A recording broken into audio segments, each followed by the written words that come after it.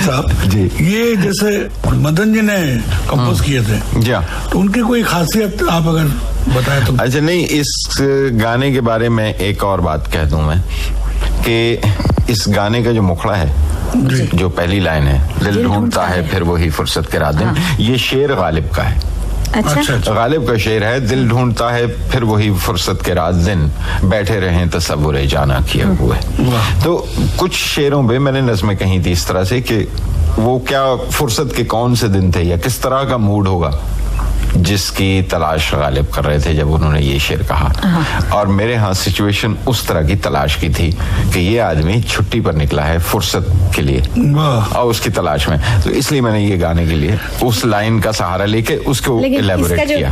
फुर्सत जो गाने में आया है बहुत सुंदर है, जैसे दिल ढूंढता है फुर्सत के रात दिन, वो जो फुर्सत के जो लाइन है उसमें लय में। अरे नहीं, वो मदन जी का कमाल तो वैसे आप जानते हैं, वो उस्तादों में हैं। मदन जी हमारे उस्ताद हैं, जैसे गालिब उस्ताद थे उसी तरह से म्यूजिक में वो उस्ताद थे। आपने एक बात देखी मदन भैया के लिए कि उनके गाने गजल या ठुमरी गजरी ऐसे ही ज्यादा इस्तेमाल होते थे फिल्मों में, क्या बात थी?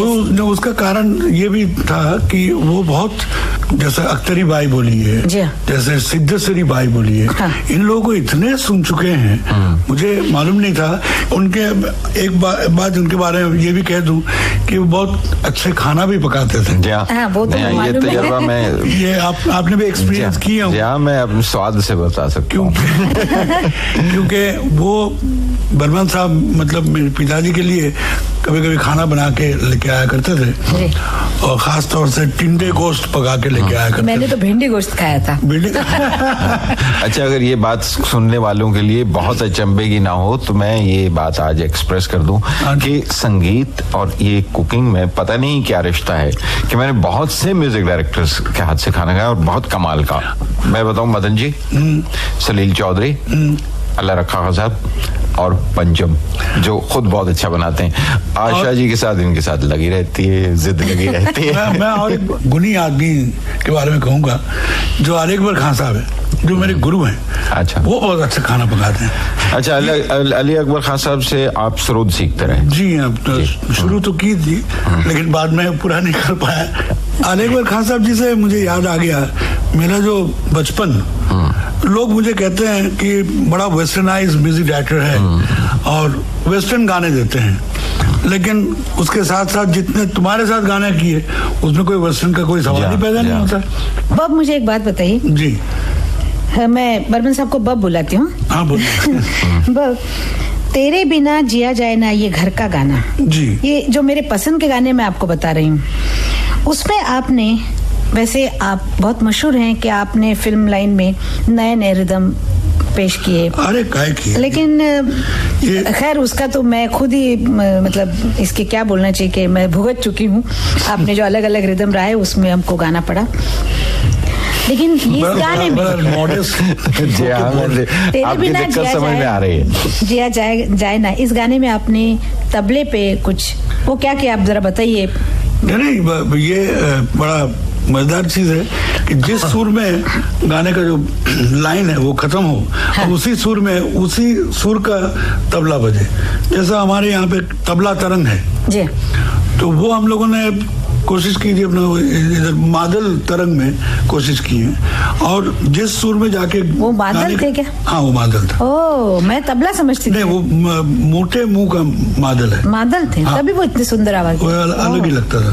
और अच्छी बात ये कि जिस सुर में खत्म होता था, ये गुलजार ने लिखा था ना, घर का तो है, घर का गाना है। क्यों नहीं ये गाना सुने तो लोगों को मालूम पड़ेगा कि वो कौन से सुर में खत्म होता है। आपने क्या करतब दिखाए थे उस पे।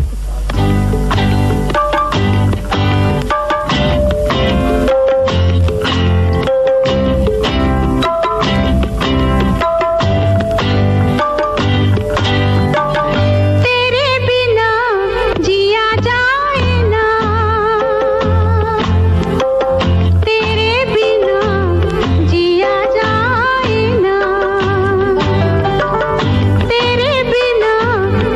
जाए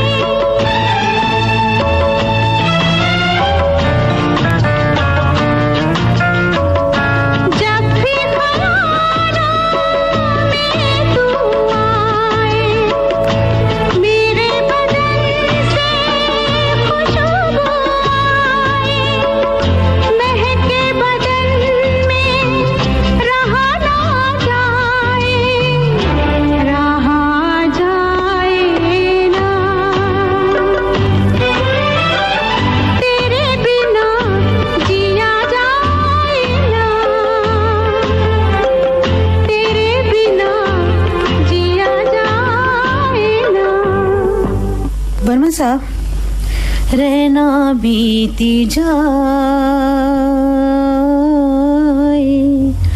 शाम न आए, रहना बीती। ये गाना आपको कैसे याद आ गया ये गाना? वैसे पता नहीं, ये बहुत सुंदर गाना है, मुझे बहुत पसंद है ये गाना। ये राग आपने रात को कैसे दिया? पर्दे पे? जी हाँ। फिल्म में क्या होता है, फिल्म में आपको इंस्पायर करते रहता है हर सिचुएशन। ये गाना हमने एक्चुअली देखा जाए तो मध्यम से शुरू करेंगे तो टोरी में हो जाएगा, और साथ अगर लेंगे तो फिर ललित जैसा हो जाएगा। तो उस वक्त तो गाना बनाने के टाइम में तो मुझे ऐसा नहीं महसूस नहीं हुआ कि रात का वक्त है, ये गाना बन गया, बहुत अच्छा लग गया है।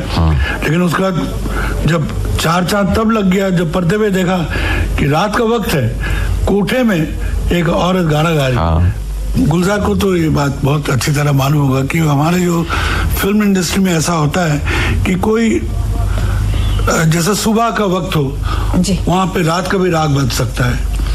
रात का जैसा मूड के ऊपर डिपेंड करता है, क्योंकि आप डायरेक्टर, आप जिसके इसको ज्यादा। हाँ नहीं, वो उस बारे में वैसे वक्त के हिसाब से जी वही राग में गाने, उसी राग में गाने दिए जाएं तो फिर हर फिल्म में वैसे का वैसे ही गाना आएगा, उसकी बंदिश एक ही जैसी लगेगी। सही बात। मैं इस गाने के बारे में खासतौर पे ये भी कह सकता हूँ कि एक तो ये बंदिश वक्त की नहीं है, इसमें एक मूड की बंदिश थी।